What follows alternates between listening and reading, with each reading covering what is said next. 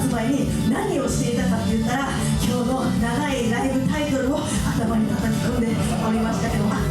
だかんだで10回目ですってよみたいな感じでしたよね。そう、10回目の YIF ということでですね、皆さんもすごいたくさんのお客様が来ていただいて、結構ね、足元の悪い中、交通機関とかもね、大変な方もいたかと思うんですけども、お越しいただきありがとうございます。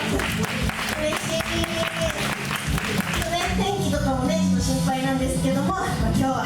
ここにいるうちはめちゃめちゃ現実から目を背けて、はい、皆さんと楽しんでいきたいと思いますのでね、はい、この後物販させて、もちろんね、終演後にね、もう一回物販ありますけども、そちらの方で私が毎月出している写真集「月刊高梨すず6月号」がね、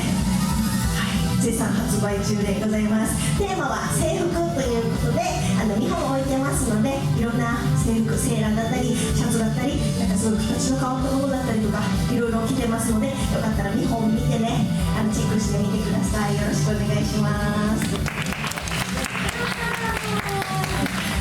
でね、もう7月なのにまだ6月号かよ、夏号はまだかよって方ももしかしたらいると思うんですけども、さあ、毎年ね、7月号、8月号、この2ヶ月